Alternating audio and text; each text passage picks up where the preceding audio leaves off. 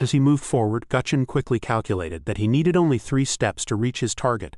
He believed that since Yoan was briefly distracted, he could move from the side and close the distance. He also thought that as long as Yoan was using the heavenly lightning flash, Yoan would not be able to move freely.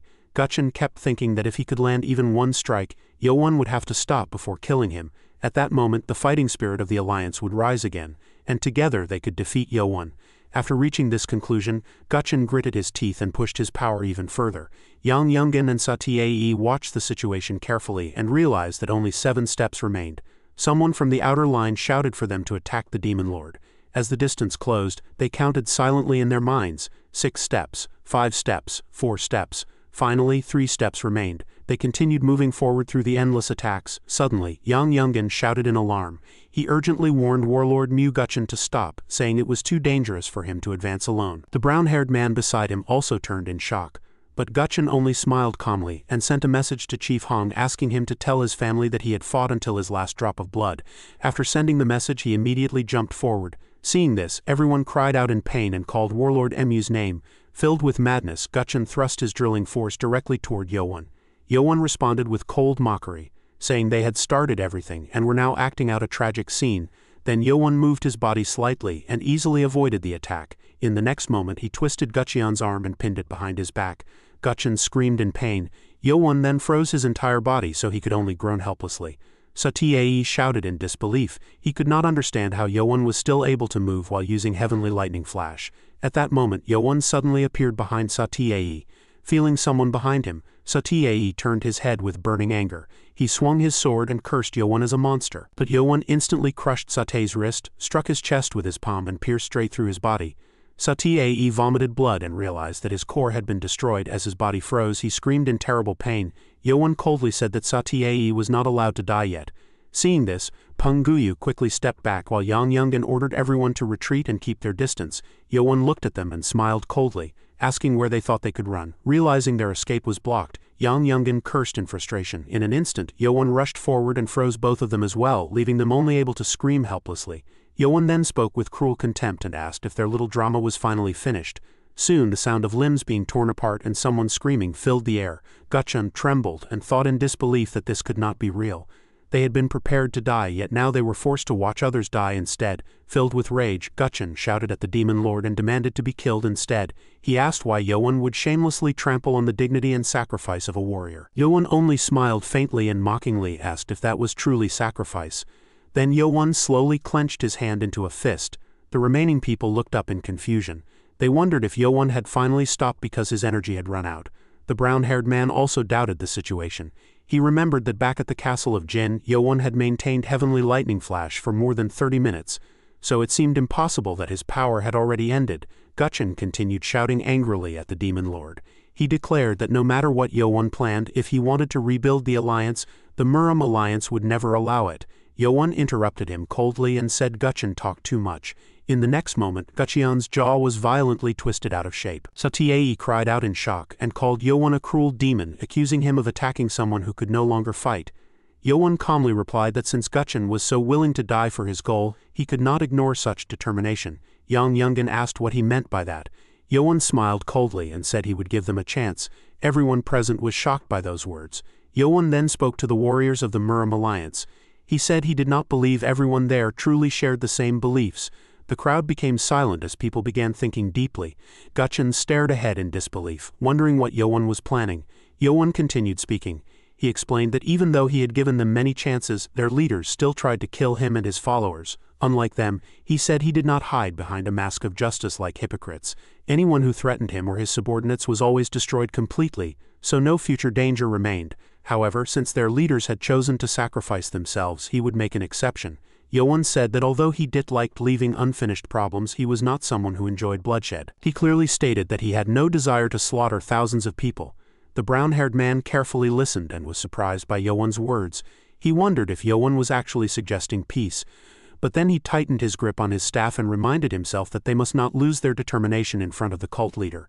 With firm resolve, the brown-haired man shouted loudly that Yoan should not think their warriors could be shaken so easily, and that they would never fall so cheaply.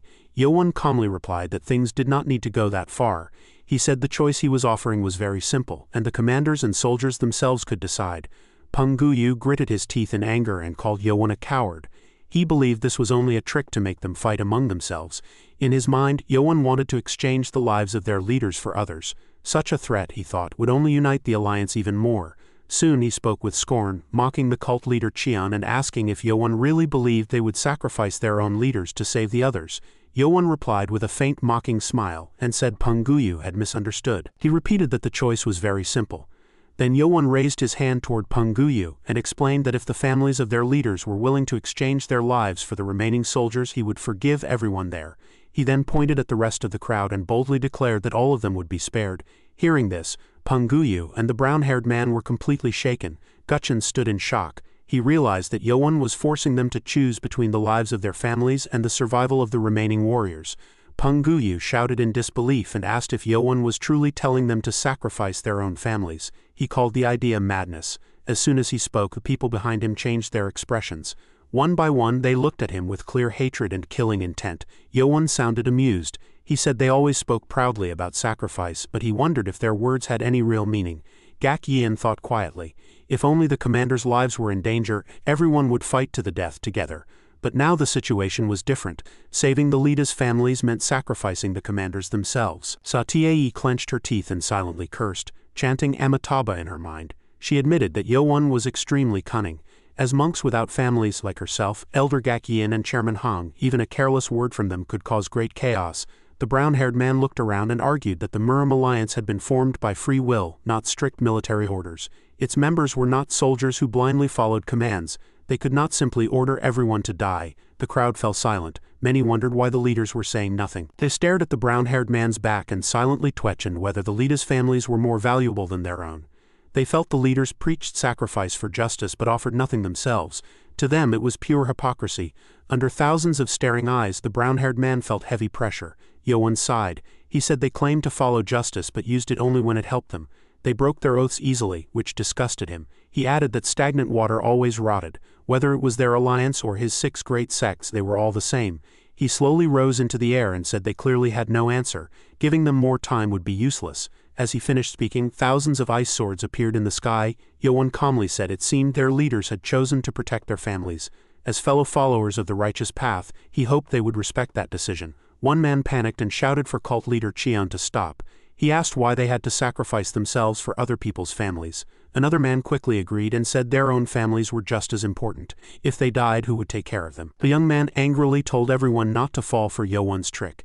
He warned that Yoan was trying to create conflict among them. If they allowed themselves to be shaken, they would fall into his trap. He insisted they should unite and kill him instead. Another man shouted back in anger. He said they were not fools and already understood that, but everyone should look at their current situation. Soon many people shouted together. The leaders had been stalling for time and talking about sacrifice for the orthodox path, but it was ordinary martial artists who had died under the heavenly flash. Gutchin felt stunned. He thought this could not be happening. The ordinary martial artists were turning against each other. He wondered if this had been Yoan's plan from the start. At the same time, Yoan slightly curled his lips and looked at the 2 young men. He asked loudly what they had done all this for. A one-armed man clenched his teeth and answered angrily. They had no weapons, and even the masters could not defeat Yoan. They had no way to stop the heavenly flash. He accused letters of simply wanting them to die. Furious, the man asked why they had to sacrifice themselves. If leaders truly saw them as members of the alliance, then leaders should carry the burden this time. He tightened his fists and continued. Did only Lita's family matter? If they counted all the alliance members and their families, far more lives were involved. Why was leaders just standing there watching? The 2 bald men could only think helplessly that everyone had fallen for such a simple trick, yet anyone would hesitate in this situation. 2 others angrily argued back. Were they supposed to kill their own families, who had nothing to do with this? How could anyone even suggest such a thing? Another man stammered that the higher-ups were placing all responsibility on them while never saying they would sacrifice anything themselves. Sati frowned and silently prayed again, thinking such words should never be spoken. A furious young man then shouted loudly. He asked if everyone had heard what was said. How could anyone trust people like that and still talk about justice? He declared they should no longer sacrifice themselves for such leaders. Others began shouting in agreement. One by one they introduced their names and clans and said they refused to sacrifice themselves as well. Sati glanced sideways and sent a message to the venerable sect leader Hong. She said there was no way to calm them now. Though it was humiliating, they had no choice but to retreat immediately. Master Hong could only answer weakly and apologize. Sati Ae gave a small nod and thought that cult leader Cheon had already won. She believed Yoan would not kill him and silently hoped Hong would survive. She whispered another Buddhist prayer. Meanwhile the crowd kept shouting. They demanded to know why they alone had to make sacrifices. Their voices grew louder as the chaos spread. Suddenly Gak Yin stomped his foot and stepped forward, chanting Amitabha. He shouted with all his strength. His voice shook as he asked why members of the alliance were fighting each other. Acting on behalf of the commander as the second master, he ordered everyone to retreat at once. The two men nearby stared at him in shock and asked if he truly meant they should retreat. Gak Yin roared and ordered everyone not to form any formation. Instead, he told all alliance members to run immediately without hesitation. As soon as he finished speaking, Ponguyu and another man jumped into the air to escape. Someone nearby shouted in shock, unable to understand what was happening. The two remaining men looked at each other in doubt, wondering if their leaders were truly running away. While fleeing, Ponguyu thought coldly that shame and humiliation no longer mattered. The only thing that mattered now was escaping and protecting his family. Seeing their leaders run, the remaining members shouted that they should follow them. Watching everything, Yoan crossed his arms and smirked. He thought it was foolish for them to believe they could escape when the area was surrounded by mountains on three sides. As they ran, the fleeing group shouted that they should split up and run in different directions to create as much distance as possible from the heavenly flash. Filled with resentment, Ponguyu swore that one day he would make the demonic cult leader pay for this humiliation. Suddenly he stopped. Someone behind him shouted in confusion and asked what had happened.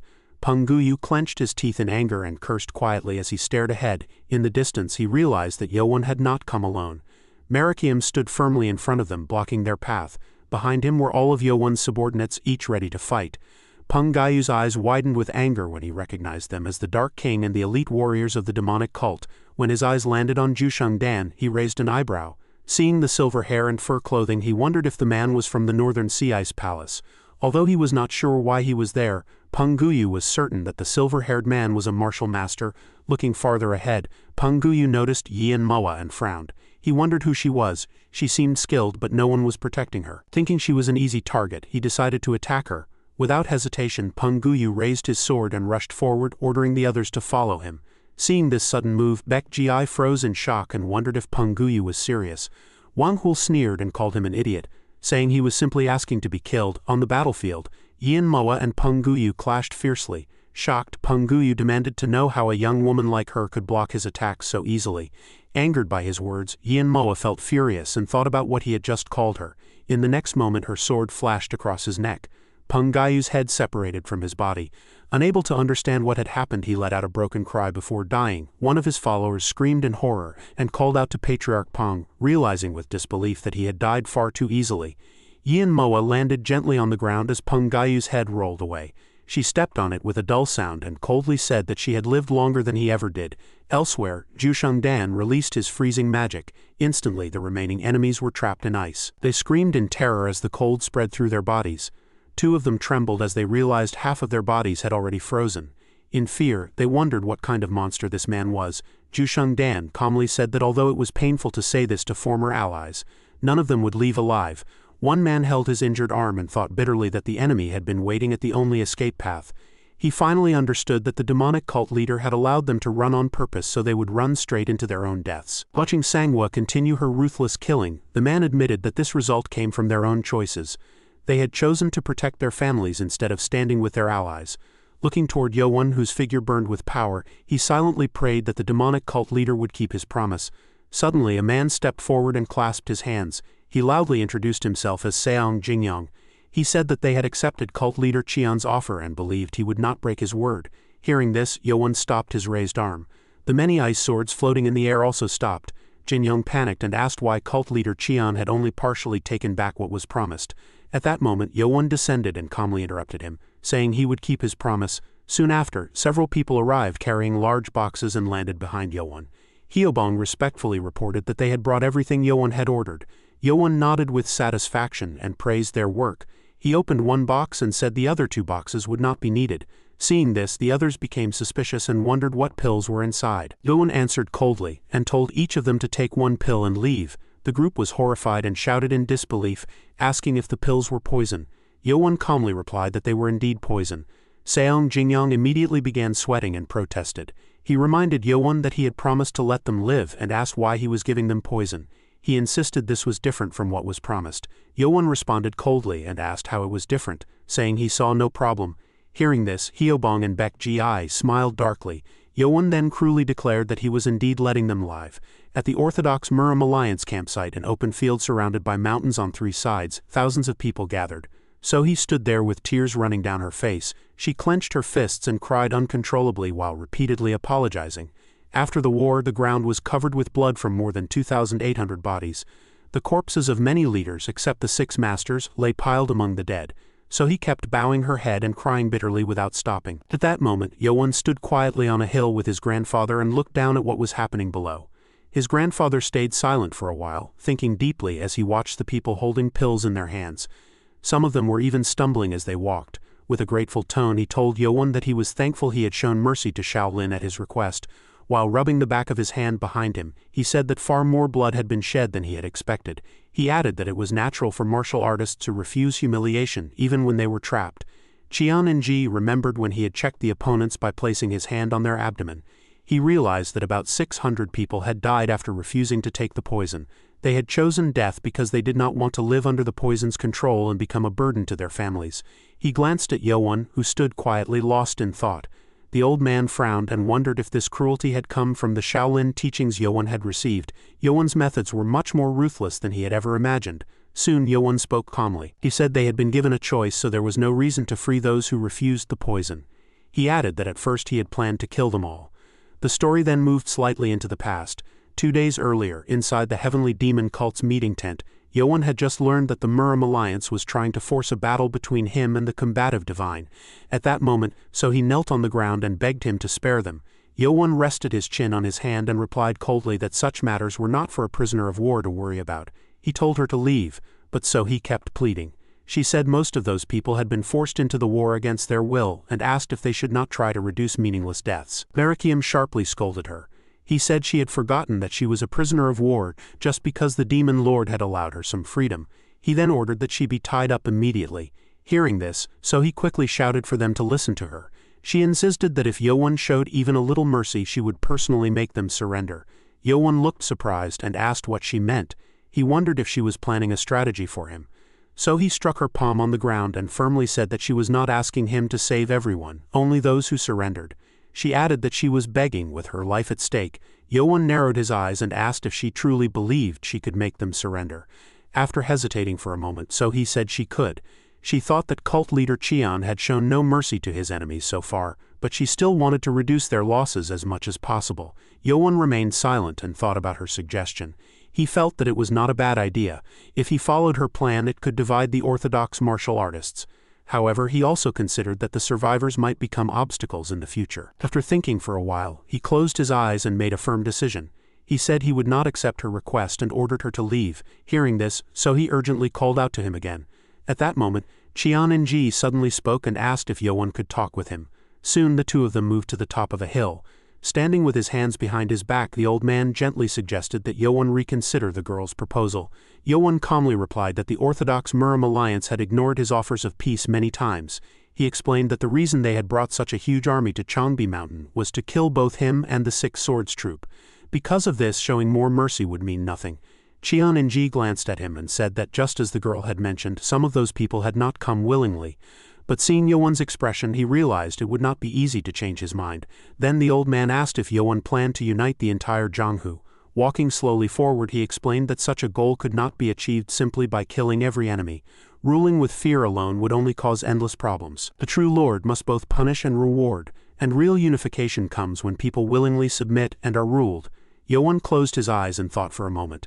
He said he had no desire to become a despot, but if people still tried to take his head after he had given them many chances, then they had to pay the price. He then asked if his grandfather was saying all this because of his relationship with Venerable Ji-Yu-Young. The old man was briefly surprised. Seeing his reaction, Yoan sighed and finally compromised. He said he understood and would show them mercy. His grandfather quickly thanked him. Yoan then smiled slightly and said he would add one more condition to the plan. The old man made a doubtful sound while Yoan looked down at the people below and thought quietly. Now that they had been poisoned, they would never even dream of revenge. It would also serve as a warning to the Orthodox Murim Alliance. Soon someone brought a torch near the corpses. The flames quickly rose and spread, burning everything around them. After a moment, Cheon Yeo-Woon asked if Yoan was going to Chongbai Mountain next. Yoan answered firmly that he was. As the wind blew through his hair, he thought about their next step and said they needed to take the Wind-White Tiger's essence core first. Meanwhile, in the eastern region of Shanghai province, among empty mountain cliffs, two people rode their horses along a narrow road. Wang cursed angrily. He shouted that the damned Orthodox Murim Alliance had even sent troops to Huang Mountain. The person riding with him asked anxiously how the enemy had discovered their location.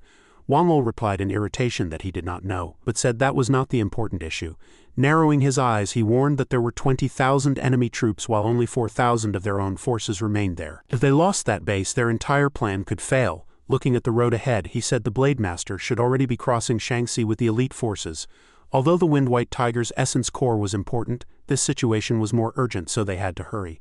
Just then, a group of riders rushed toward them from the opposite direction. Wang shouted with excitement when he recognized them, and called out to the Great Supreme. The Great Supreme laughed coldly and called Wang by name. Wang urgently asked where the Blade Master was. He explained that the base at Hong Mountain was under attack by the Orthodox Murim Alliance and that the message had to be delivered immediately. The Great Supreme calmly told Wang not to worry. He explained that the Blade Master had already received the message and had left for the base alone 4 days earlier. Wang was shocked and asked if the Blade Master had really gone by himself. He then carefully asked why the two of them were here, if they already knew the base was in danger. With an arrogant laugh, the Great Supreme said they were going to Chongbai Mountain under the Blade Master's orders. Wang immediately asked why Chongbai Mountain. The Great Supreme lowered his head with a sly smile and told him not to worry. He said the Blade Master would meet them soon and that they only needed to follow his orders. He then began talking about the situation at Hang Mountain in Shajiang province.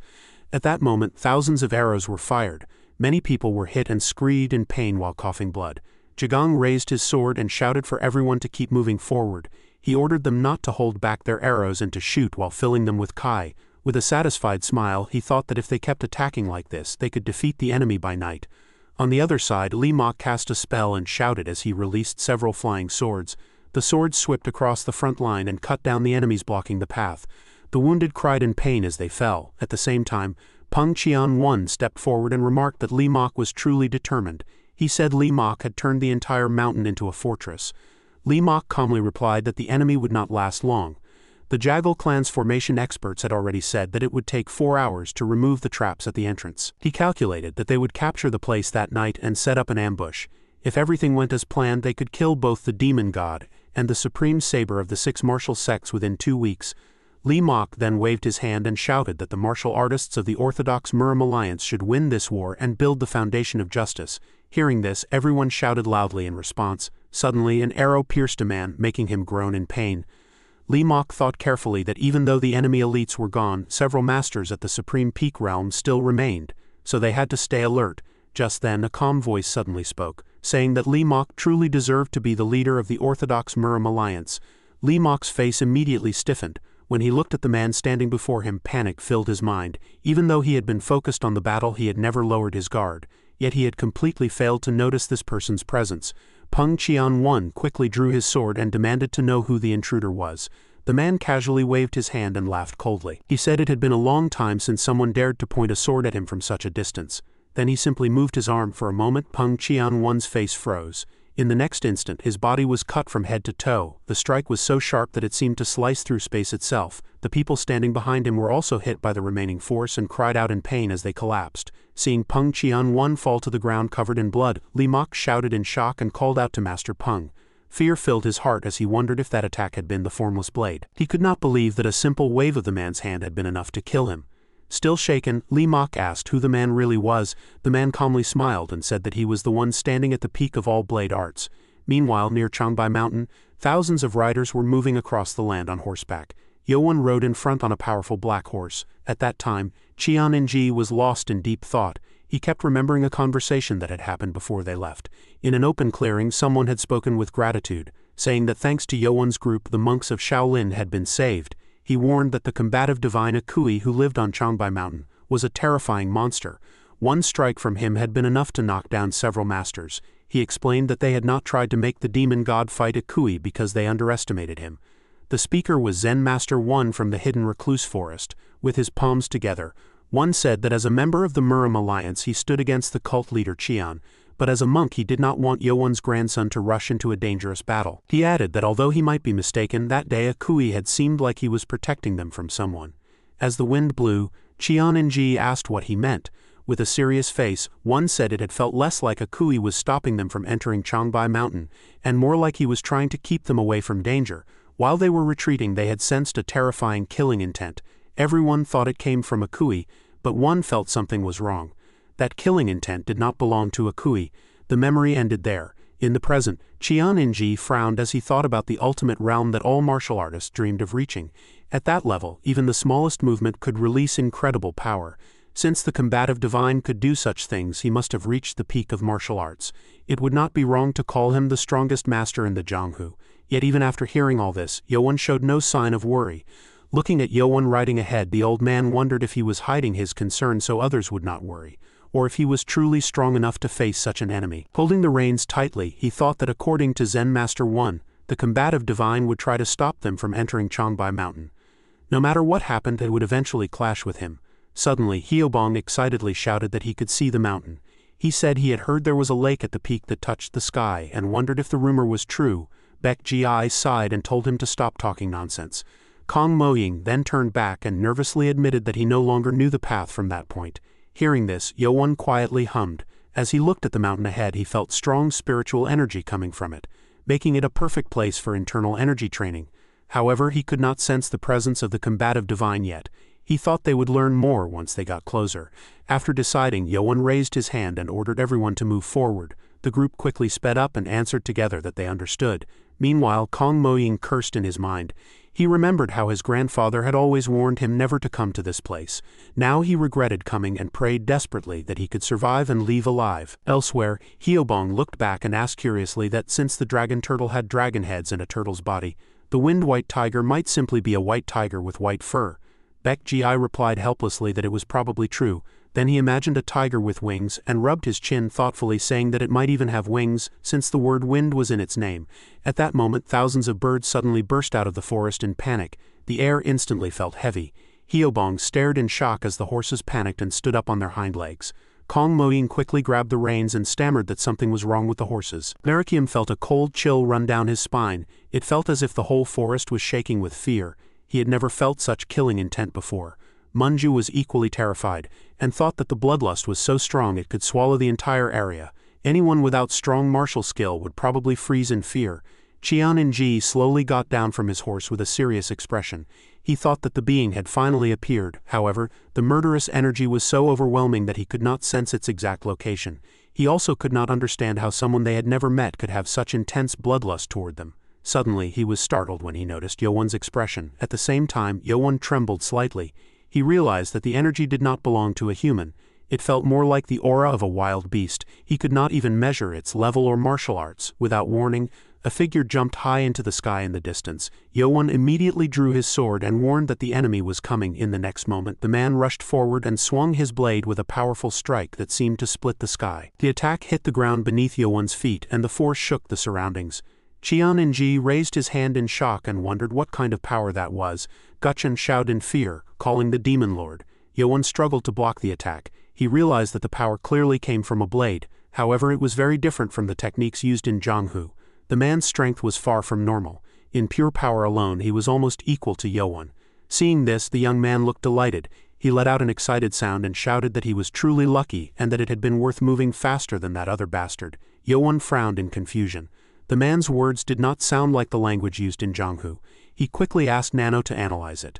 Nano immediately responded. It explained that although the speech contained heavy regional dialects, the language was Korean, specifically a North Korean dialect. Yoan asked in surprise if it was really Korean. Nano then displayed a map and explained that it was the language of a country located east of Jianghu. Yoan lowered his sword slightly and told Nano to translate the man's words. Meanwhile, the young man spoke again with cold determination. He said he needed to kill all of them before a certain bastard arrived. Then he asked whether Yoan was the combative divine Akui. Hearing this, young man was surprised. Taking advantage of the moment, Yoan quickly swung his sword upward. The young man jumped back and asked if Yoan was from Goryeo. Yoan stayed silent. He wondered if Goryeo was the name of the country Nano had mentioned. The man rested his sword on his shoulder and mocked him. He said that someone from Goryeo would not sneak in from the north like a rat. Yoan opened his mouth and urgently asked again if the man was really the combative divine Akui. He tried to explain that they had not come to fight and that their purpose for coming to Chongbai Mountain was. Before he could finish, the man suddenly rushed forward and pressed the tip of his sword against Yoan's neck. Yoan immediately counterattacked. Their weapons clashed, releasing a powerful force that made the ground tremble. Yoan felt frightened. The man's speed was unbelievable. If he had not been watching carefully, he would have died already. The man spoke excitedly. He said that Yoan was the first person besides that one bastard who had blocked his attacks twice. Then he suddenly asked what Chongbai Mountain had to do with anything. As he spoke, he swung his sword again with great force. Yoan was thrown backward and could hardly believe what had just happened. As he struggled to steady himself, shock filled his mind. Blood slowly foamed from the wound on his cheek. He realized that the power he felt was reflective power chi. No, it was innate core energy, sharp and cutting like the wind. The man pointed his sword forward and attacked again, saying that there must be some misunderstanding. Yoan carefully thought about the situation. He wondered who this man really was. This was completely different from how Zen Master 1 had described the combative divine Akui. The man stomped his foot on the ground and coldly said that if Yoan met his comrades in hell, he should deliver a message. Right after that, the man jumped high into the air. Yoan watched in alarm as the jade ornament hanging from the man's belt swung violently in the wind. A powerful gale began to form beneath him. Cheon Yeo-Woon raised his hand heavily to block the incoming energy. Yoan stared in shock. A huge vortex of energy roared as it spread through the area, shaking both heaven and earth. From above, the young man shouted excitedly that this place was Baekdu Mountain, not Chongbai Mountain. Far away at Heaven Lake on the top of Chongbai Mountain, a lone man sat quietly beside the water. The man clasped his hands and entered deep meditation. The surrounding energy began to move and fluctuate. Akui sat with his eyes half closed. His hair and beard gently floated as spiritual chi swirled around his body. Suddenly sensing something strange, he fell into deep thought. He wondered if a wind had risen from the north. When he saw the surface of the lake ripple unnaturally, his expression turned serious. If even Heaven Lake was reacting, the power must be enormous. A strong surge of chi was clearly coming from the north. He slowly stood up. He had been guarding the west just in case, but the disturbance was clearly coming from another direction. The other party had arrived before him. He realized that everything had been carefully planned. Looking at the violent vortex far away, Akui felt that something was wrong. The one responsible had slaughtered intruders before without even using wind power. So why was it using such power now? He wondered if someone strong enough had appeared and forced that being to release its full power. A dark thought crossed his mind. If he failed to stop it quickly, the entrance of Jangbak Mountain might once again be covered in blood. Meanwhile, powerful wind blades swept across the land. They cut through trees and slashed the ground as if trying to tear the earth apart. At the very center of the violent storm stood the white tiger, looking arrogant. Yoan frowned as he watched. The wind carried a sharp killing intent, and the storm mixed with mist descending from the clouds. As he thought about it, he looked up at the chaotic scene in the sky. On the ground, Wang Hul urgently waved his arm and shouted for everyone to spread out and stay away from the strong wind. As soon as he finished speaking, a rider rushed forward and called for an attack. Manju held tightly onto her horse and panicked, saying that the wind was too strong for them to move. Hyobong shouted loudly for everyone to get off their horses. The violent wind struck the horses, and Manju cried out angrily. She said the situation was crazy. The storm alone was already impossible to control, and now the horses were being destroyed as well. Wang Hul clenched his fists and forced himself to stay calm.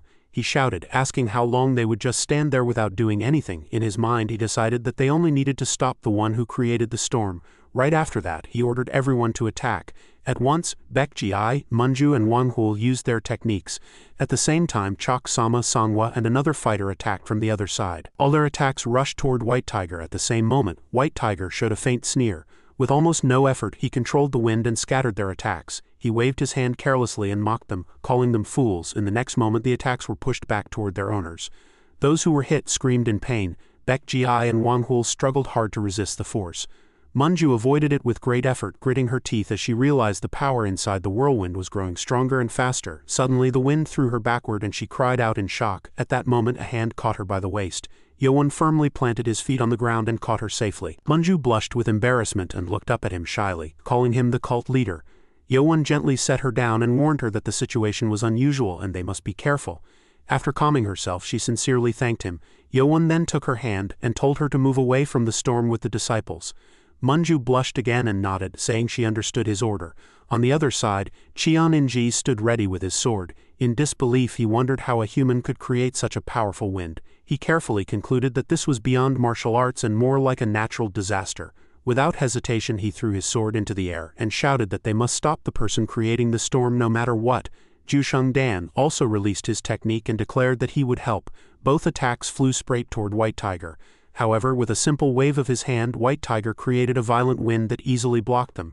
Cheon Yeo-Woon was shocked. He realized the returning force was extremely powerful, and even using all his kai in a single sword was not enough. Suddenly, one sword shattered. At the same time, ManhwaCapped suddenly coughed up blood. White Tiger crushed the remaining swords and shouted with contempt that they were foolish to think they could break through his wind. Soon after, Cheon Yeo-Woon collapsed as well, coughing blood. He realized in shock that their kai was connected, which caused internal injuries. Fragments of the broken swords flew toward them. Cheon Yeo-Woon shouted in alarm, warning that the shards were coming. Instantly, Yoan raised his hand and created a barrier that blocked all the fragments. The people behind him sighed with relief and thanked him for protecting them. However, Yoan felt uneasy. He realized that White Tiger could even block a flying kai sword aura, which meant that method would no longer work. As he watched the sword spinning inside the vortex, his attention focused on one particular blade. When one sword suddenly broke through the wind and flew toward White Tiger, Yoan was surprised. Juan Dan also shouted in excitement, thinking it had worked. But the moment the sword reached the whirlwind, White Tiger redirected the wind and instantly shattered it. Juan Dan gritted his teeth and realized that the sword's kai had been cut off the moment it entered the storm. He quickly created an ice shield to block the flying fragments. Yoan moved closer and asked how he had done that and whether he had placed aura on the blade. Juan Dan turned back in surprise and explained that he had not used aura alone. He had also filled the sword with cold energy. Hearing this, Yoan was greatly surprised. He looked at the raging tornado and wondered if cold energy could really pierce the storm. As he observed White Tiger inside the whirlwind, Yoan frowned and began to think that this method might actually work. Juan Dan quickly warned him to be careful if he planned to control a sword with kai. He explained that the moment his sword entered the tornado, his true kai had been cut off. This made Yoan uneasy. He thought that the tornado must be formed from the true wind element. He then asked Nano how such a tornado had formed. Nano quickly analyzed it and explained that although it was not technical, it worked like a normal tornado. It was formed by the collision between cold air from the clouds and hot air near the ground. Yoan looked confused and asked what hot air near the ground meant. Nano explained that it could be understood as high heat energy. Yoan then asked how to stop it. Nano replied that if he could control one of the two currents, the tornado should disappear. Hearing this, Yoan was shocked. After thinking for a moment, he decided it was worth trying. Meanwhile, White Tiger arrogantly told them to keep watching. He shouted that he would kill them all. When he noticed Yoan slowly walking toward him, he looked confused for a moment. Then he sneered and mocked Yoan, saying that even the other man had failed to stop his tornado. Laughing loudly, he said that if Yoan wanted to die, he should keep walking. But after that, Yoan gathered energy in his palm and the air around him began to surge violently. Large blocks of ice formed around the White Tiger. Seeing this, the White Tiger wondered if it was cold kai. He roared angrily and demanded how a human could produce such powerful cold kai. As more ice swords appeared, he declared that this power was beyond human limits, and believed it came from the essence core of a mythical creature. Furious, he cursed loudly. The White Tiger then controlled the tornado and smashed the surrounding ice swords into countless fragments. He shouted that he did not know what Yoan was planning, but he would crush him before he could try anything. On the ground, Wang Hul shouted in shock that the tornado was moving faster and its kai was spreading. Munju urgently warned the Demon Lord to be careful. Yoan suddenly swung his arm forward. The remaining ice swords shot toward the tornado. The White Tiger cried out in disbelief, asking how Yoan could control so many swords at once. Yoan roared that if his opponent refused to come out, he would drag him out by force. Then he released even more energy. People below gasped as the tornado slowly weakened. The White Tiger cursed in frustration, wondering how Yoan learned such a technique while struggling to keep the wind spinning. He also felt the heat from the ground quickly cooling. At the same time, Yoan's face turned pale. He groaned softly, realizing that creating ice swords while resisting the tornado was draining a huge amount of true kai. The dark clouds slowly cleared and sunlight began to shine down. Soon the tornado weakened completely and disappeared. The White Tiger froze in disbelief. His tornado had been broken. Grinding his teeth, he cursed Yoan and roared wildly. He grabbed his sword and rushed straight toward Yoan.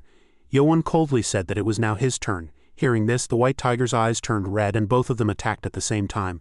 They clashed fiercely in the air. The White Tiger shouted angrily, accusing Yoan of arrogance and asking if he had become confident just because he broke the tornado. Yoan noticed the change in his opponent's eyes and wondered if it was the reverse blood demonic arts. He soon rejected the idea, thinking it was more like a beast's instinct. Watching the fight, ManhwaCapped was shocked. Yoan had stopped the Demon Lord's sword and the technique was not from Zhengyan. He began to question who Yoan really was. At the same time, Cheon Yeo-Woon frowned. Something felt wrong. He remembered that the combat divine fought without weapons and wondered if the boy could really be him. Although Yoan's martial arts were incredibly advanced, while fighting, Yoan also felt fear. White Tiger's blade technique was completely different from anything in Zhengyan. Each strike felt like a final technique instead of a flowing combination. The White Tiger cursed in frustration. If Yoan were a normal human, he would have died many times already. As he watched Yoan attack non-stop, he felt that the blade technique seemed strangely familiar, as if he had seen it before. When Yoan's sword flashed toward him, the White Tiger quickly tilted his head to dodge. He realized that even a tiny opening allowed Yoan to attack his weak points. As the blade nearly reached his neck, the White Tiger knocked it away and decided he had to defeat Yoan first. He swung his sword with great force. Yoan blocked it, but in that moment the White Tiger moved behind him at incredible speed. Yoan sensed the attack from behind and was alarmed. The White Tiger had become even faster. Still, Yoan believed he had more Kai and calmly countered. Yoan frowned, thinking that although he pushed White Tiger into danger many times, the man always escaped because of his speed. As the White Tiger rushed again, Yoan noticed that his attacks flowed like the wind. He decided to strike at the same moment. Yoan rushed forward with both swords. The White Tiger tilted his head to avoid the attack. Yoan was shocked to see him block the strike while bending his arm backward in a strange position. His surprise grew when the White Tiger instantly counterattacked. While defending, Yoan wondered how his opponent avoided the attack without even seeing it. Furious, the White Tiger shouted at him to block the next attack too. He then released a violent gale. A powerful vortex rushed toward Yoan, and the air exploded. People below screamed in panic and called out the Demon Lord's name. The White Tiger sneered and said Yoan was extremely annoying. Yoan, however, carefully thought about the White Tiger's beast-like instincts. He had never faced an opponent like this before. Watching the battle, Hyobong asked in disbelief who Yoan really was to fight evenly with the Demon Lord. Munju hesitated and said that the combat divine fought barehanded, so it might not be him. Yoan then put one sword back into its sheath and realized it was still not enough. Seeing this, the White Tiger mocked him, asking if he thought he could fight with only one hand. Yoan firmly replied that he could and said he would now fight with everything he had. In his mind, he decided that to face the White Tiger properly he had to use the Demon God Sword Art. He sheathed his sword and thought that neither using both blades nor the Heavenly Demon Sword Art would be enough. The White Tiger laughed and asked what he was doing, saying he should use both hands if he truly wanted to fight. Yoan coldly replied that he would not. Suddenly, a red stream of energy began to gather and spin at Yoan's chest. He released it instantly, spreading its overwhelming power through the air. With a serious expression, he declared that from this moment he would face his opponent properly. The orange-haired man shouted in shock and called to the cult leader. Chok-sama, filled with fear, said that even the air around them had completely changed. Marikium was also shocked. Even after seeing it again, he admitted that the dark demonic aura was terrifying. The White Tiger stared angrily and demanded to know if Yoan had taken more than one spirit beast and was even trying to reach the immortal realm. Before he could finish speaking, Yoan suddenly rushed forward and swung his sword. Startled, the White Tiger quickly turned and raised his sword to block. Clenching his teeth, he could not believe how Yoan had become so fast. The White Tiger fought back with all his strength and attacked continuously, thinking angrily that Yoan was forcing him to fight seriously. With determination, he lifted his sword and charged forward like a missile, shouting that he would kill Yoan. At the same time, Yoan's face hardened. His power burst out like a dragon rushing toward the White Tiger. The White Tiger screamed as his body was pierced again and again. Munju and Hyobong were shocked by the sight, while Cheon Yeo-Woon was even more terrified. With his mouth open, he thought that defeating such a fierce man instantly looked similar to the Heavenly Demon Sword Art. However, the way the sword was held was different. After observing carefully, he realized something frightening. The technique was the Demon God Sword Art. Soon, the White Tiger's body fell heavily to the ground while Yoan landed lightly. Turning away, Yoan calmly withdrew his energy, and thought that although the first strike had been blocked, the next 23 attacks had pierced every vital point. Even great dynamic vision would not have avoided that, so the White Tiger should already be dead. Suddenly, the atmosphere became heavy. Yoan's eyes widened as he felt energy coming from the White Tiger's body. A violent killing intent spread from the corpse. Then the White Tiger suddenly stood up. The wounds on his body healed rapidly. Yoan was stunned as even the vital points that had been pierced were recovering as fast as Nano's self-repair ability. Those watching nearby cried out in disbelief, wondering if he was even human. The White Tiger's muscles swelled as he dug his hand into the ground and cursed. He roared that Yoan was forcing him to fight seriously. His body slowly began to grow larger. Yoan held his sword carefully and realized this was not the reverse blood demon art but something else. The White Tiger was transforming. Darkness slowly covered his body until only two glowing red eyes remained. Seeing this, Yoan felt uneasy. The creature in front of him was no longer human. He decided they had to stop the transformation before it finished. Yoan pushed off the ground and rushed forward instantly. If even the demon god sword art could not kill him, then the only choice was to cut off his head in one strike. His pupils shrank as he raised his sword to attack. At that moment, Akui suddenly descended from the sky and struck the white tiger with a powerful blow. The white tiger screamed as the ground exploded. Stones and dirt flew everywhere, forcing Yoan to stop. The ground cracked violently as sharp fissures shot upward. Akui pressed the white tiger's head into the ground, making him groan in pain. Akui then looked up and saw Yoan standing nearby with a sword in his hand. He frowned, thinking that the pressure of that attack should have been unbearable, yet Yoan had endured it. Yoan also stared at the man in the straw hat suspiciously. As Akui stood arrogantly on the white tiger's head, Yoan felt how powerful he was. Even without a weapon, the martial aura around him was terrifying and purer than the white tiger's. Yoan started to say that the man might be the war god. Before he finished speaking, Akui raised his arm and pointed his fist at him. Yoan sensed danger and cursed inwardly. A violent energy shot through the air, cutting across the ground where Yoan had been standing and blasting rocks apart. Munju and Hyobong shouted in panic, saying the cult leader had just appeared. Akui rushed forward at full speed, wondering how the man could still fight. The opponent's spiritual power had already reached its peak, and he had trained in the strongest martial arts of the Eastern Peninsula for almost 120 years. Because they fought once every 10 years, Akui knew better than anyone how powerful that man was. If someone could fight such a person who should have already ascended, then that person must also be near the ultimate peak of martial arts. He wondered if that mysterious figure had appeared again. While flying above, Akui watched the battle below and briefly stopped. Pressing his lips together, he realized it was not that person, and wondered how Yoan had pushed such a powerful opponent so far.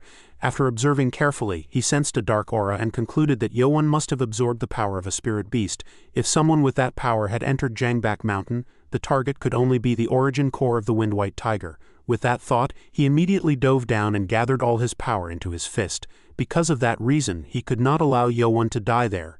He descended and threw a powerful punch. After that strike, the area around Akui became silent. Even after using the Void Fist twice, Yoan's energy had not weakened but had grown stronger. Looking at Yoan, Akui was surprised and realized that Yoan had blocked his punch with a formless sword. It had been 20 years since anyone had stopped his punch twice. Calmly, Akui said that Yoan was a master of the life and death realm. Yoan clenched his fists and replied that Akui was the same. Yoan thought that someone whose punches could twist space must have reached the ultimate peak of that realm. Before, strengthening his aura with heavenly demon Kai had been enough, but this was the first time he had needed to form a formless sword to defend himself. Seeing that Yoan was safe, the people nearby shouted in relief and wondered who the man was. Cheon Yeo-Woon suddenly cried out in shock, declaring that the man was the war god, Akui. Hearing this, Juan Dan widened his eyes in fear, unable to believe that such a master truly existed. Marikium was also shocked. He said that only the cult leader could face such a monster. He thought carefully about it. The war god was so powerful that even someone like him, a master of the manifestation realm, felt small in comparison. Their own cult leader was known as the demon god. As he looked at the two figures facing each other with dark expressions, he realized that two of the 5 great masters who held the title of god were fighting. From the direction of Akui and Yoan, 2 streams of blue and crimson power crashed together in the air. The force spread everywhere. Many people dropped to their knees, holding their chests and crying out. They wondered how Kai could be so powerful and said they could not breathe.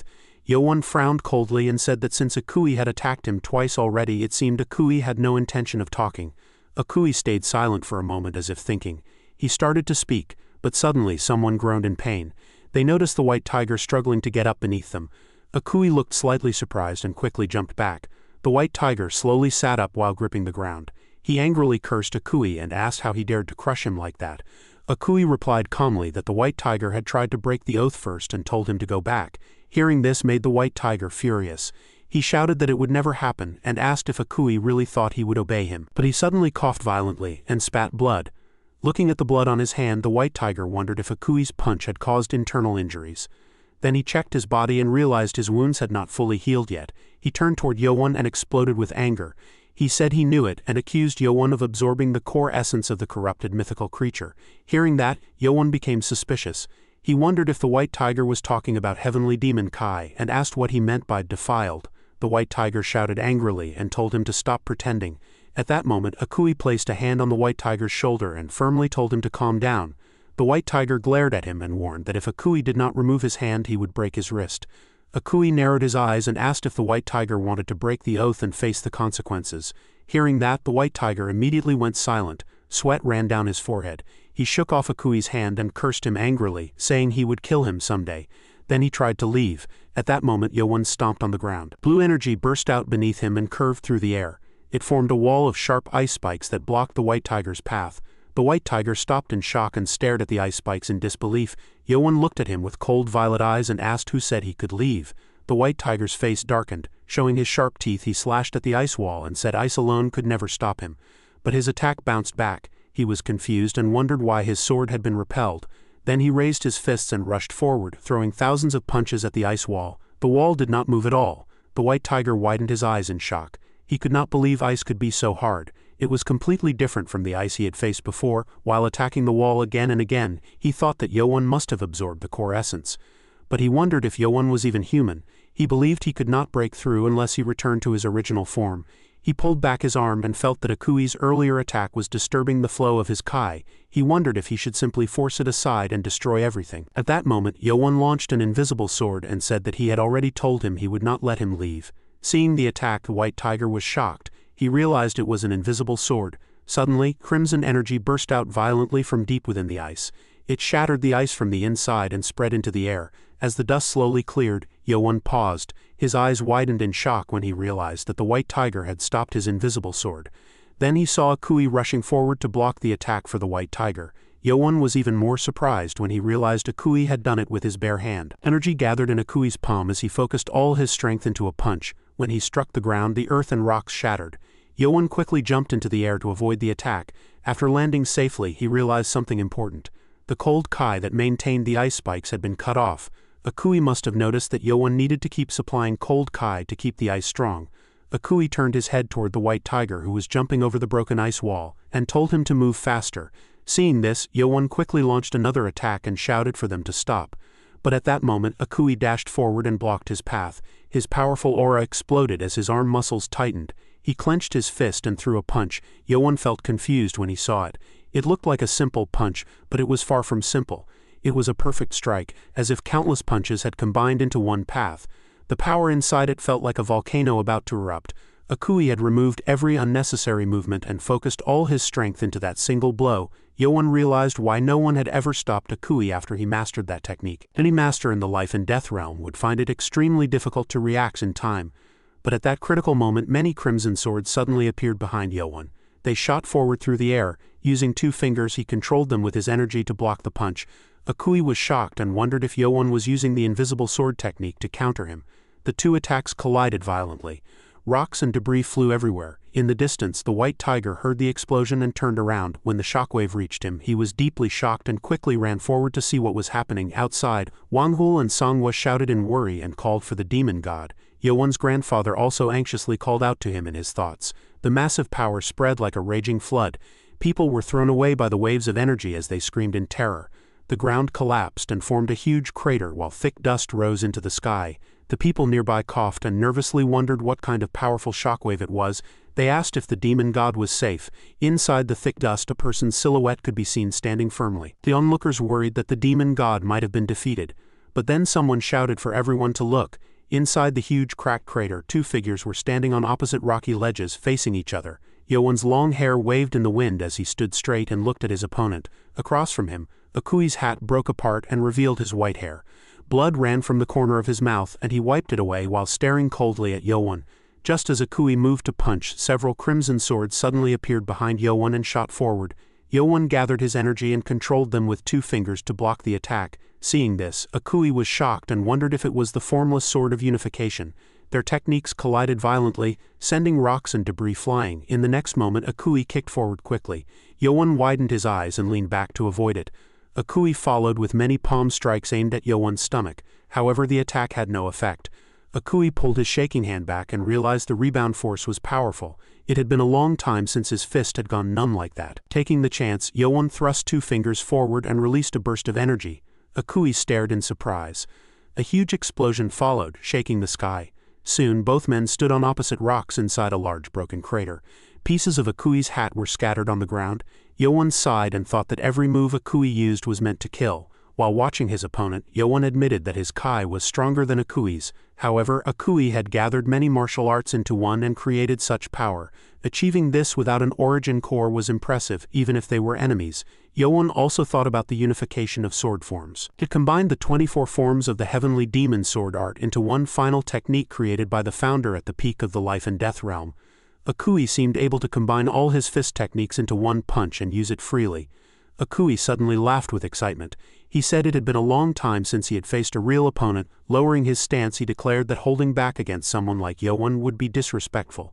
He said Yoan was not just an intruder but a worthy rival, and it had been decades since he used the limitless void fist. As he finished speaking, a powerful aura burst from Akui.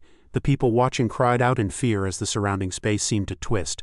Yoan clenched his fist and said he would return those words. His power rose violently. Energy gathered around him and formed sharp swords in the air under his control. With a dark expression, Yoan warned that if Akui relaxed even slightly, he would die. Seeing this, Akui became cautious and realized Yoan had also been hiding his true power. The pressure from their energies shocked everyone nearby. Cheon and Ji anxiously understood that the strength Yoan had shown before was not his full power. Although he knew Yoan had absorbed an origin core, controlling so many types of Kai in one body was incredible. Looking at Yoan, he thought the heavenly demon Kai acted as the core that balanced 3 completely different powers.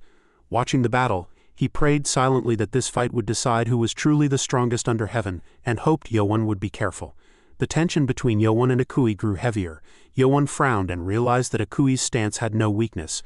His attack and defense were both perfect. At the same time, Akui admitted to himself that he had not felt such tension in years. It was his first time seeing attributes added to a formless sword. The swords Yoan created felt even more dangerous because they were mixed with his energy. If Yoan controlled 3 formless swords properly, it would be like fighting 3 masters at once. Akui decided he must stay close and give Yoan no chance. With that thought, Akui stomped forward and rushed in at great speed. His fist shot toward Yoan like a bullet, tearing through the air. At that moment, Yoan focused energy into his 2 fingers and pulled his arm back. The wind pressure was strong, but he believed he could handle it. A huge crimson wave of energy burst from his fingers and swept across the sky like a blood-colored blade. Soon the blue and red forces crashed together, throwing rocks into the air and twisting the space around them. Yoan realized the wind pressure was meant to hide the real power of Akui's punch. If he focused only on the wind, the punch would hit his chest. He then sharpened his energy into a spike and shot it straight at Akui. Akui was surprised and wondered if Yoan had seen through his move. He quickly raised his left hand and punched forward to block it. An invisible wall formed between the attacks and cracks spread across it. Akui thought coldly that Yoan had blocked it but not fully stopped it. Even with attributes, it should not break through. Suddenly, the red energy opened a small gap in the cracked barrier. Akui was shocked and realized it had pierced through. He pressed his foot into the ground to resist, but the earth and stones around him exploded upward. Akui quickly jumped aside, thinking the sword could not stop the lightning Kai and forcing through would be difficult. Before he could recover, a huge sword fell from the sky toward him. Feeling the crushing pressure, Akui felt fear. As it rushed down, he angrily wondered if Yoan could also use sword techniques. Realizing he could not dodge it, he understood that distorting space alone would not stop it. He had no choice. Akui gathered all his power and activated his technique. Gong, Void. Limitless Void Fist. He threw a powerful punch upward. A mass of invisible strikes shot out and met the blazing red sword. He continued attacking from different angles to block it. The crimson sword and invisible fist collided directly, shaking the space around them. The shockwave spread everywhere. Akui dug his feet into the ground as he was pushed back, while Yoan also struggled to stay standing. Yoan frowned and realized that concentrating power into a formless fist had shattered the formless sword and forced the energy backward. Meanwhile, the 3 swords Yoan created still floated firmly in the air. From a distance, Akui saw this, and wondered if Yoan had already recovered. It seemed Yoan still had plenty of Kai left. Akui tried to stay calm but knew the situation had become difficult. Although his martial skill could produce similar power, his chi was lacking. Maintaining 3 formless swords without exhausting Kai felt like fighting a spirit beast before ascension.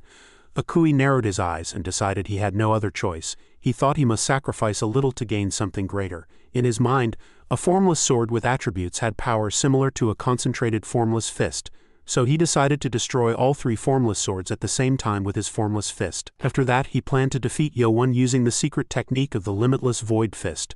After making up his mind, Akui pushed himself hard off the ground and rushed forward. He knew he would have to endure the backlash of Kai reversal 3 times, but he believed he could overcome it. He quickly moved toward Yoan. As he got closer, he started to feel suspicious. It felt strange that he had come so near, yet Yoan made no movement. Akui thought carefully. He did not know what Yoan was planning, but getting closer was actually better for him. At close range he could use the limitless void fist with less damage. At that moment, Yoan suddenly smirked. He said that thanks to Akui he had learned something important. Seeing this, Akui's eyes widened in shock. Then Yoan expanded the three swords and said he would show his gratitude as he invoked the power of the war god. Stones and pieces of rock slowly rose from the ground and floated in the air as if pulled by an invisible force. At the tip of Yoan's formless sword a huge attack gathered very quickly. The power condensed into a giant sphere of lightning, and the air around him crackled with violent energy. Akui, who had been rushing toward Yoan, suddenly stopped with a heavy stomp. The Eastern war god stared in shock at the terrifying attack forming before him. He realized that not only Yoan's power but even the attributes of the formless sword were being concentrated into one point. His eyes trembled, as he thought it was extremely dangerous. The attack finished charging in an instant. Yoan immediately thrust it toward Akui.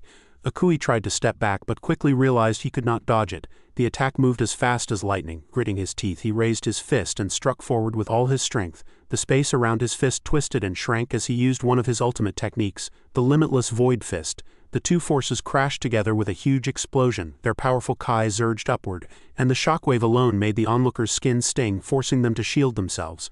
But Yoan's attack did not disappear. Akui struggled to hold it back. Blood spilled from his mouth as panic filled his mind. The attack was far stronger than when Yoan used normal sword techniques. If he endured any longer, he might die.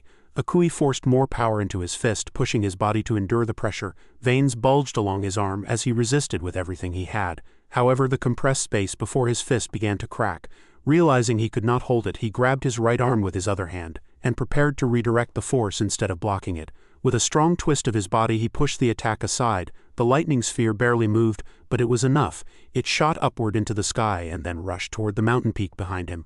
Wang Hul, who saw everything happen in a moment, could only stare in shock and whisper, "Good heaven!" Even Songhua and Chok-sama turned just in time to see the strike. All the warriors of the demonic cult widened their eyes as the distant impact echoed. The mountain peak had been pierced completely through by the attack Akui had deflected. Pieces of rock and dust fell from the broken summit. Akui breathed heavily. His chest rose and fell as his arm hung uselessly at his side. Grabbing his shoulder, he looked down and muttered grimly that the bones and muscles in his right arm were twisted. He knew he could no longer use that arm. When he looked up, Yoan was still standing calmly, full of energy. The formless sword still floated around him, steady and unharmed. Akui's eyes widened in disbelief. Yoan gave a small smile and said calmly that Akui was indeed impressive. He then added that next time he would fire them all at once, and asked if Akui could block that too. For the first time, deep fear filled Akui's heart. Yoan still had attacks left. Yoan continued smiling slightly, though he knew that gathering power into the attribute-infused formless sword had already used about 30% of his kai. Looking at Akui, he said it would be better if Akui accepted defeat peacefully. There was no mockery in his voice. He simply did not wish to kill a warrior who had reached such a level through human effort. Akui clenched his teeth and glared at him. In his heart, he knew that if such an attack came again, he would not be able to block it. Finally, Akui admitted that Yoan had won the match. After a short pause, he added that people often say new waters push away old waters, and Yoan was far stronger than the previous heavenly demon cult leader. Yoan frowned slightly, confused by the mention of the heavenly demon cult leader. Nearby, Cheon was also confused and wondered if the war god knew his father and how old the man really was. A drop of sweat slid down Yoan's face as he realized something. Akui must belong to the same generation as his great-grandfather, which explained the countless years behind his martial arts. Akui was still breathing heavily, his fierce eyes fixed on Yoan. Yoan noticed that Akui had not completely given up. He still seemed determined to block the path to Jongbak Mountain, making Yoan wonder what he was protecting so fiercely. But the formless sword still pointed at him. Yoan asked if Akui had any connection with his great-grandfather. Holding his injured shoulder, Akui replied that not exactly, but they had crossed paths and sparred a few times. Yoan lowered his swords and said that could still count as a connection. Then he asked why Akui was blocking access to Jongbak Mountain. Akui's breathing slowly calmed. He explained that inside Jongbak Mountain lived a being ordinary people could not handle, and he guarded the place to stop others from meeting it. Hearing this, the formless sword above Yoan disappeared as he remembered what Monk 1 had said earlier. He asked if Akui meant the fearsome creature they mentioned before. Akui nodded and said the being had lived for a very long time and was filled with hatred, anger, and killing intent. It was extremely dangerous. Yoan smiled faintly and remarked that if Akui called it a being, then it probably was not human. Akui stiffened slightly in surprise and wondered if Yoan had figured it out after fighting it himself. Yoan then asked calmly whether he really looked like someone who could be harmed by it. Akui stayed silent and lowered his gaze. He admitted in his mind that Yoan was different. Even before the creature mutated, Yoan had the advantage, so he was not someone who needed protection. Akui explained that as long as he lived and guarded the place, he hoped the creature could someday be purified. But if he weakened and broke the 10-year pact, an uncontrollable massacre would occur in the Central Plains. Closing his eyes in pain, he thought that it might be more merciful for him to end his old friend himself. But now even that had become difficult. The 10-year pact was almost over, and his right arm would not heal in time. If he fought with everything he had, it might work, but if something went wrong, the creature could escape Jangbak Mountain. Looking at Yoan again, Akui asked if his goal was also the spirit beast's origin core. Yoan replied without hesitation and asked if Akui thought he had any other reason. Akui gave a faint smile and said most people usually tried to hide their greed first. He sighed softly and said Yoan did not even bother hiding it. Still curious, he asked why someone as strong as Yoan, who likely had no rivals in the Central Plains, would seek the origin core. Yoan's eyes darkened slightly. In truth, he wanted to stop the future supreme martial god from gaining immortality with a spirit beast's origin core, though he knew Akui might not believe that. So he simply explained that recently a sect called the Extreme Martial Six Gates had spread through the Central Plains, and their leader was seeking immortality through spirit beasts. Before he could finish speaking, a huge explosion burst from a nearby mountain peak. The sudden blast made Akui stop and turn quickly. His eyes widened as he looked toward the peak. "That's the Heavenly Lake, the water pillar," he said while staring at the mountain. His voice sounded uneasy. He wondered what had just happened. At that moment, a loud and terrifying roar came from the peak. The sound was so powerful that the air itself seemed to shake. Cheon Yeo-Woon's eyes widened in shock. He wondered what kind of beast could make such a roar. Yoan quickly looked up, disbelief filling his face. He wondered if it could be the wind-white bell tiger. Beside him, Akui clenched his left fist. His face looked serious and tense. He quietly muttered that the pact had finally been broken. Yoan felt confused and wondered what pact Akui was talking about, but there was no time to ask. Akui suddenly leapt forward and rushed toward the mountain using his void steps, moving at incredible speed. He thought that the creature was at the summit and that the roar confirmed his fears. Yoan immediately followed him. Using his lightness footwork, he quickly caught up. As he reached Akui, Yoan urgently asked if it was the wind-white tiger. Akui did not answer and continued moving forward. Yoan thought quickly. He guessed that while they were fighting, the Extreme Martial Six Gates must have attacked from behind. Akui glanced at him with surprise and repeated the name. Then he remembered that members of the Orthodox Alliance had mentioned them before. His voice became firm. He said things had gone too far and they had to stop it. Yoan nodded seriously. If the wind-white tiger's origin core fell into their hands, it could become very dangerous. But Akui shook his head. He said that was not the real problem. With urgency in his voice, he said they must never allow the beast to transform into its true form. Yoan stayed silent, thinking deeply. He wondered why Akui was not worried about the origin core. Perhaps Akui did not know how powerful the Extreme Martial Six Gates were. With their strength, they could probably deal with a spirit beast. Then Yoan suddenly looked ahead. His eyes widened in shock as cold sweat ran down his face. At the peak of Jangbak Mountain, the air was filled with a terrifying, killing intent so strong that it seemed to darken the sky. Yoan moved forward slowly, staring in amazement. Dark clouds were gathering in a sky that had been clear just moments ago. He wondered how such a strange event could happen. Akui rushed ahead and spoke in a serious voice. He said the beast had lived for nearly 1,000 years, and just before ascending it had become a fallen spirit beast. His eyes stayed fixed on the summit. He said it was a monster that must never be released into the world. At the peak stood the tiger in its terrifying true form. It was enormous, and every part of its body gave off a violent and destructive aura. The beast looked so powerful and furious that even the mountain seemed to tremble under its presence.